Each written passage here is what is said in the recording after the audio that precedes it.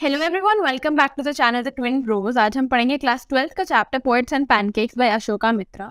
इस वीडियो में आपको बेस्ट एनसीईआरटी एक्सप्लेनेशन मिल जाएगा along with most important questions and word meanings. इस बुक के जो ऑथर है अशोका मित्रा, वो जेमिनी स्टूडियोज में काम करते थे, जो कि एक प्रोडक्शन हाउस था, एक मूवीज का प्रोडक्शन हाउस था लोकेटेड इन चेन्नई, और ये बहुत ही इन्फ्लुएंशियल प्रोडक्शन हाउस था।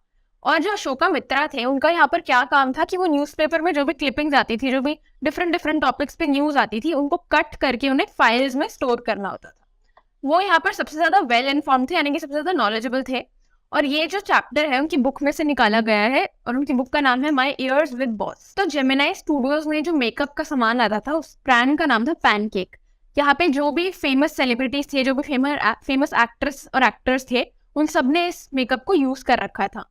जो रॉबर्ट क्लीव है, जो कि गवर्नर थे बंगाल के, जब वो मद्रास में आते थे, जब वो चेन्नई में आते थे, तो वो भी इधर ही रहते थे मेकअप डिपार्टमेंट में। जो रॉबर्ट क्लीव है, वो बहुत मूव करते थे इधर से उधर, रिमोट कॉर्नर्स में रहते थे इंडिया के, और बहुत थोड़े टाइम के लिए चेन्नई में रहे थे।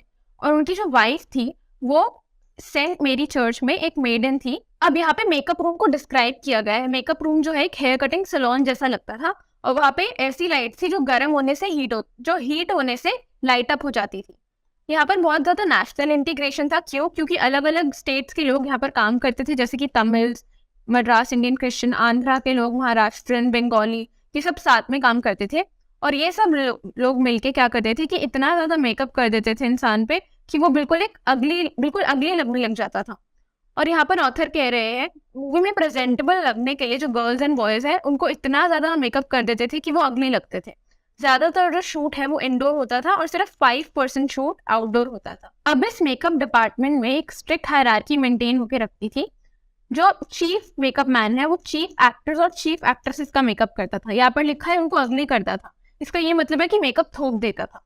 उसके बाद जो सीनियर असिस्टेंट है, वो सेकेंड हीरो को करता था, यानी कि उससे कम लेवल के एक्टर और एक्ट्रेसेस का मेकअप करता था। और जो जूनियर असिस्टेंट था, वो कॉमेडियन का करता था। ऐसे हायरार्की नीचे जाती रहती। जो क्राउड था, वो ऑफिस बॉय की रिस्पॉन्सिबिलिटी थी, और जेमिनी स्टूडियो में भी अपना एक खुद का ऑफिस बॉय था। और ये लोग इतना ज्यादा मेकअप थोप देते थे कि कोई भी पोर नहीं दिखता था इंसान के फेस पे। अब इनमें से एक लड़का होता है जो अराउंड 40s में होता है, और वो बहुत साल पहले आता है इस जगह पर in the hope of becoming a star actor या स्क्रीन राइटर, डायरेक्टर, मतलब कुछ भी क्रिएटिव काम उसको मिल जाए, वो यहाँ पर आता है उसके लिए। लेकिन अब वो यहाँ का ऑफिस बॉय बन चुका होता है। उस टाइम पे जो ऑथर है अशोका मित्रा, वो क्यूबिकल में काम करते थे, जो कि एक छोटा सा रूम होता है। वहाँ पे फ्रेंच विंडोज लगी हुई थी, और सारा दिन वो क्या करते थे, न्यूज़पेपर की क्लिपिंग्स निकाल के उसको फाइल करते थे। और जो लोग उनको देखते थे, वहां पर आके उनको लेक्चर दे देते थे, क्योंकि उनको लगता था कि ये तो कुछ काम ही नहीं कर रहा है। जो ऑफिस बॉय था, जो कि अपने 40s में था, वो आकर इनको बताता है कि कैसे इतना सारा लिटरेरी टैलेंट वेस्ट हो रहा है मेकअप डिपार्टमेंट में, क्योंकि वो खुद एक बहुत ही टैलेंटेड इंसान था। वो पोएट था, जो वो ऑफिस बॉय था, लेकिन उसको काम क्या करना पड़ा था, मेकअप का काम करना पड़ रहा था। इसीलिए वो आके इसको बता रहा था कि कैसे इतना सारा टैलेंट वेस्ट हो रहा है। जब भी कोई बहुत ज्यादा फ्रस्ट्रेटेड होता है, तो यूजुअली अपना सारा एंगर एक सिंगल इंसान पे निकाल देता है। तो यहाँ पर भी यही हो रहा था। ये जो बॉय था, वो अपना सारा गुस्सा कोतमंगलम सुब्बू करके एक आदमी पे निकाल रहा था, जो कि जेमिनी स्टूडियोज में काम करता था। जब सुब्बू ने अपना करियर स्टार्ट किया था, तो उनको बहुत ज्यादा प्रॉब्लम फेस करनी पड़ी, क्योंकि यहाँ पे कोई प्रोड्यूसिंग कंपनीज या स्टूडियोज फॉर्मली एस्टैब्लिश नहीं थे फॉर्मली। लेकिन जो सुब्बू था, वो अपने टफ टाइम्स में भी गिव अप नहीं करता था, क्योंकि वो एक ब्राह्मण फैमिली में पैदा हुआ था। और ब्राह्मण फैमिली में पैदा होना एक वर्च्यू था, क्योंकि वैसे ही उनको एफ्लुएंट सिचुएशन से डील करना होता है, यानी कि अच्छी सिचुएशंस में वो बड़े हुए थे, और अच्छे लोगों से भी डील करने का मौका मिलता है बीइंग अ ब्राह्मण। तो जो सुब्बू थे, वो अपने फ्लॉप फिल्म जब होती थी, उस टाइम पे भी चीयरफुल रहते थे। ये उनकी क्वालिटी थी। He was tailor made for film. Tailor made यानी टेलर जो होता है स्पेसिफिकली आपके लिए कपड़े डिजाइन करता है, एक पर्टिकुलर इंसान के लिए। तो टेलर मेड फॉर फिल्म मतलब ऐसा लगता था कि उनको बनाया ही फिल्म के लिए गया है। जब भी कोई टफ सा सीन होता था जो प्रोड्यूसर या डायरेक्टर नहीं शूट कर पाता था, सुब्बू 4-5 अलग तरीके बता देता था डायरेक्टर को कि कैसे इसको हम शूट करें। तो जो फिल्म मेकिंग का प्रोसेस है, सुब्बू के साथ बहुत ही अच्छा होता था। इसके अलावा जो सुब्बू था, बहुत अच्छा पोएट भी था, लेकिन उनकी जो अचीवमेंट्स थी, वो मूवीज में ज्यादा थी देन उनकी लिटरेरी अचीवमेंट्स। उन्होंने काफी सारी ओरिजिनल स्टोरीज लिखी थी फोक में, और साथ में काफी सारी नॉवेल्स लिखी थी, जैसे कि गिलाना मोहनंबल, और उन्होंने देवदासीज के ऊपर भी एक किताब लिखी थी। इसके सिवाय वो बहुत ही अच्छे एक्टर भी थे, और उनके आसपास जितने भी लोग होते थे, उनसे अच्छे से बिहेव करते थे। कभी ऐसा नहीं फील कराते थे कि वो किसी की हेल्प कर रहे हैं। वो बहुत चैरिटी करते थे, अपने आसपास के लोगों की हेल्प करते थे, लेकिन किसी को फील नहीं कराते थे कि मैं तुम्हारी हेल्प कर रहा हूँ। उसके बावजूद भी उनके बहुत सारे एनिमीज होते थे। वो शायद इसलिए हो सकते थे क्योंकि वो बॉस से बहुत क्लोज थे, जेमिनाई स्टूडियोज के बॉस से, या वो इसलिए था क्योंकि लोग जब उनके पास जाते थे उनको लगता था कि वो उनसे फेवर ले रहे हैं, या फिर वो इसलिए था क्योंकि वो हमेशा अच्छी चीजें बोलते थे हर इंसान की बात। सुब्बू जो था अटेंडेंस रोल्स के हिसाब से हमेशा बॉस के साथ था, लेकिन एक डिपार्टमेंट, जिस डिपार्टमेंट के अंदर वो काम करता था उसका नाम था स्टोरी डिपार्टमेंट, और वहां पर एक लॉयर था और इस लॉयर को बोलते थे लीगल एडवाइजर। लेकिन लोग ऐसा बिल्कुल नहीं मानते थे कि ये लीगल एडवाइजर है। अब यहाँ पे हमें एक केस स्टडी बताई गई है, उसमें से एक बहुत ही टैलेंटेड एक्ट्रेस आई थी उनके सेट पर, और वो बहुत ही टेम्परामेंटल भी थी, यानी कि उनको बहुत जल्दी गुस्सा आ जाता था।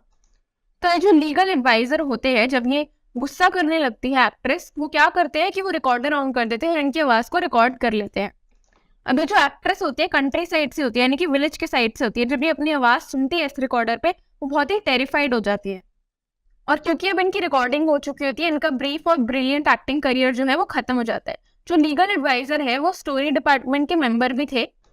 डिपार्टमेंट के सारे लोग जो थे वो खादी के कपड़े पहनते थे, खादी धोती होती थी और ओवरसाइज्ड होती थी।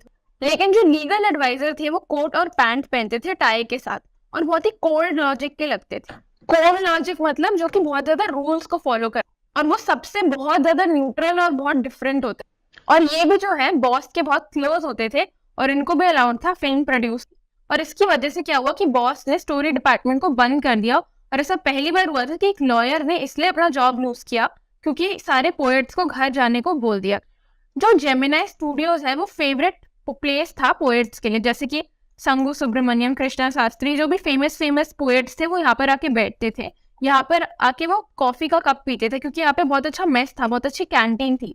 इस टाइम पे कांग्रेस रूल का मतलब होता था प्रोहिबिशन, यानी कि चीजों को मना। तो इसीलिए साथ में आके कॉफी बैठ के पीना बहुत ही एंटरटेनिंग होता था इन लोगों के लिए। यहाँ के जो भी लोग थे बिल्कुल पॉलिटिक्स में बिलीव नहीं करते थे, लेकिन वो फिर भी गांधी जी को फॉलो करते थे और खादी के कपड़े पहनते। तो यहाँ पर क्या नोशन होता था कि जो कम्युनिज्म है, जो कम्युनिस्ट है, वो एक गॉडलेस मैन है, उसका कोई गॉड नहीं है, उसका कोई धर्म नहीं है, मतलब वो उसको कोई प्यार नहीं है, ना अपने पार्टनर से ना अपने बच्चों से। वो अपने खुद के पेरेंट्स को मार देता है, उसको उससे कोई फर्क नहीं पड़ता, और बहुत वायलेंट होता है, इग्नोरेंट होता है। ऐसा वहाँ पे नोशन था कि कम्युनिज्म का ये मतलब होता है। जब फ्रैंक बर्चमैन की जो रीआर्मेंट आर्मी है वो अराउंड 200 लोगों की थी, वो मद्रास में आए थे और वो लोग जेमिनाई स्टूडियोज में रहे थे। लेकिन कुछ लोग इनको कहते थे कि एक इंटरनेशनल सर्कस की तरह है, ना कि आर्मी की। इन लोगों ने 2 सक्सेसफुल प्लेस भी डिलीवर किए थे, the Jotham valley and the forgotten path. जो उनके मैसेज होते थे प्लेस के बहुत ही सिंपल होते थे, लेकिन जो उनका सेट था, जो कॉस्ट्यूम्स थी, जो मेकअप था, वो बहुत ही हैवी होता था। जो मद्रास और तमिल ड्रामा कम्युनिटी बहुत टेरिबली इम्प्रेस थे, क्योंकि कई साल तक जो तमिल प्लेस थे उनमें सेम सीन होता था, जैसे कि सनराइज और सनसेट का सीन। एक बेयर स्टेज होता था, वहां पे कर्टन लगाते थे और फ्लूट बजाते थे। जो MRA थी, यानी कि मॉरल रिआर्मेंट आर्मी, वो इंटरनेशनल कम्युनिज्म के अगेंस्ट थी। और जो मिस्टर वासन है, जो बड़े बड़े लोग हैं मद्रास के, उनके अंडर काम करते थे। जेमिनाई स्टूडियोज के लोगों को, जो स्टाफ है, बहुत अच्छा लगा 200 लोगों को सर्व करके, 200 लोगों को होस्ट करके, जो कि अलग अलग नेशनैलिटी से आए थे। और ये बहुत डिफरेंट था उनके यूजुअल टाइमिंग से, यूजुअल चीज से, जिसमें उनको बहुत ज्यादा मेकअप लगाना पड़ता है अपने एक्टर्स को या फिर जो भी वहां पर आते। अब इसके कुछ मंथ्स बाद वापस से कॉल आता है बड़े लोगों को मद्रास के कि जेमिनाई स्टूडियोज को खाली किया जाए, क्योंकि एक न्यू विजिटर आ रहा है। और ये लोग सोचते हैं कि कौन सा पोएट आ रहा है अब इंग्लैंड से, क्योंकि इनको कहा जाता है इंग्लैंड से कोई आ रहा है। तो ये सोचते हैं वर्ड्सवर्थ, कीट्स, शेली, ये सारे जो फेमस पोएट थे जिनकी हमने पोएम पढ़ भी रखी है, इनको लगता है इनमें से कोई होगा। लेकिन इनमें से कोई भी नहीं था। इनको कहा जाता है कि वो एक्चुअली एक पोएट नहीं है, वो एक एडिटर। और ये लोग गेस्ट करने की कोशिश कर रहे होते कि कौन एडिटर है, कौन से न्यूज़पेपर का, मैनचेस्टर गार्डियन का, लंदन टाइम्स का, ये लोग गेस्ट करने की कोशिश कर रहे हैं। इसके बाद अराउंड 4 o'clock आफ्टरनून में वो पोएट आ जाता है, यानी कि एडिटर आ जाता है, और इनको नहीं समझ आता कि ये कौन है। ये बहुत अननोन होता है इनके लिए। वो बहुत टॉल मैन होता है, बहुत इंग्लिश होता है, यानी कि बहुत वाइट होता है और बहुत सीरियस। इसके बाद जो बॉस होते हैं वो इस एडिटर को वेलकम करते हुए इनके बारे में बोलने लगते हैं। वो देख के बोल रहे होते हैं, तो ये क्लियर होता है कि उनको खुद भी ज्यादा नहीं पता है एडिटर। इसके बाद जो पोएट होता है, यानी कि जो एडिटर होता है, वो खुद एड्रेस करता है ऑडियंस को, और वो एक अजीब से इंग्लिश एक्सेंट में बोल रहा होता है। किसी को कुछ नहीं समझ आता कि ये क्या बोल रहा है। सब वंडर कर रहे होते हैं कि ये जो इंग्लिश पोएट है एक ऐसे स्टूडियो में क्या कर रहा है जो कि बहुत सिंपल लोगों के लिए तमिल फिल्म्स बनाती है। और जो पोएट है वो खुद भी सोच रहा होगा ऑथर कहते हैं कि पोएट खुद भी पक्का ये सोच रहा होगा कि मैं क्या बोल रहा हूँ, किसी को कुछ समझ तो आ नहीं रहा है। उनका जो विजिट है वो एक मिस्ट्री बन के रह गया। जो प्रोज राइटर्स है वो ये खुद एडमिट नहीं करते होंगे। प्रोज राइटिंग मतलब होता है प्रोजेस लिखना, यानी कि पोएम से डिफरेंट होते हैं, पैराग्राफ स्टाइल में होता है। तो ऑथर्स कहते हैं जो प्रोज लिखते हैं वो जीनियस नहीं होते, वो लोग पेशेंट होते हैं, परसिस्टेंट होते हैं और परसीवरिंग होते हैं, यानी कि जब तक रिजल्ट नहीं आता, फेलियर के बावजूद भी रिजल्ट को लाने के लिए काम करते रहते हैं पूरे पेशेंस के साथ। तो वो कहते हैं द हिंदू करके जो न्यूज़पेपर है, ऐसे लोगों के लिए उन्होंने एक अनाउंसमेंट निकाली एक अनइम्पोर्टेंट पेज में बाय अ ब्रिटिश पीरियोडिकल, यानी कि ब्रिटिश मैगजीन, जिसका नाम था द एनकाउंटर। इस कॉन्टेस्ट, ये एक स्टोरी कॉन्टेस्ट था, लेकिन जो द एनकाउंटर पीरियोडिकल है इसके बारे में ज्यादा लोगों को नहीं पता था जेमिनी स्टूडियो में। तो ऑथर अपनी एंट्री भेजने से पहले ज्यादा आइडिया लगाना चाहते थे कि ये एक्चुअली है क्या। इस टाइम पर क्या होता था, जो ब्रिटिश काउंसिल लाइब्रेरी थी उधर एक एंट्रेंस होती थी, लेकिन ज्यादा कोई साइन बोर्ड या नोटिस नहीं होते थे। जैसे आपको लगेगा आप किसी फॉरबिडन एरिया में, कोई आइसोलेटेड एरिया में जा रहे हो, और वहाँ पे हर जगह एनकाउंटर जो पब्लिकेशन था उसकी कॉपीज पड़ी हुई थी, जो किसी ने टच नहीं करी थी। जब उन्होंने देखा एडिटर का नाम क्या है तो उनके दिल में घंटी जैसे बजने लग गई। फिर उनको रियलाइज हुआ कि ये वही पोएट है जो जेमिनी स्टूडियो जिसने विजिट किया था, और उसको लगा कि उसने अपना लॉन्ग लॉस्ट ब्रदर को ढूंढ लिया है। और जैसे होता है ना मूवीज में कि वो एक दूसरे के गाने गाने लग जाते हैं क्योंकि बहुत टाइम बाद मिले, तो उनको वैसी वाली फीलिंग आ रही थी। और इस पोएट का नाम क्या था? Stephen Spender. स्टीफन स्पेंडर जो एक बहुत ही बड़ा पोएट है। एंड कई साल बाद जाके ये मिस्ट्री सॉल्व होती है, जब उनको समझ आता है कि स्टीफन स्पेंडर एक्चुअली कौन थे। तो एक दिन जो ऑथर है वो जेमिनी स्टूडियो से अब बाहर निकल गए होते हैं, उनके पास ज़्यादा पैसे नहीं होते, तो जो भी कम प्राइस का होता है वो उनके अटेंशन को ग्रैब करता है। तो एक दिन वो पोस्ट ऑफिस के बाहर से 50 पैसे की एक बुक खरीदते हैं जिसका नाम होता है द गॉड दैट फेल्ड। और ये जो बुक है ये 6 एमिनेंट मैन ने लिखी होती है। किसके बारे में? Their journeys into communism and their disillusioned return, यानी कि वो कम्युनिज्म में जाते हैं और कम्युनिज्म कैसे छोड़ते हैं। बुक डिस्क्राइब करता है कि कैसे कम्युनिज्म के अंदर वो हाई होप्स के साथ गए थे, लेकिन उसी लेवल के डिसअपॉइंटमेंट के साथ वो लोग वापस आ गए कम्युनिज्म से। और जो स्टीफन स्पेंडर है वो एक आदमी था इन लोगों में से जिसने इस बुक को लिखा था। ऑथर को समझ आता है हाँ कि स्टीफन स्पेंडर की क्या इंपॉर्टेंस थी उस दिन जब वो आए थे जेमिनी स्टूडियोज में और उन्होंने स्पीच दी थी एंटी कम्युनिज्म पे। तो इसी के साथ हमारा ये चैप्टर खत्म होता है। अगर आपको वीडियो अच्छा लगे, एक्सप्लेनेशन अच्छा लगे, तो अपने फ्रेंड्स के साथ इसको शेयर करिए।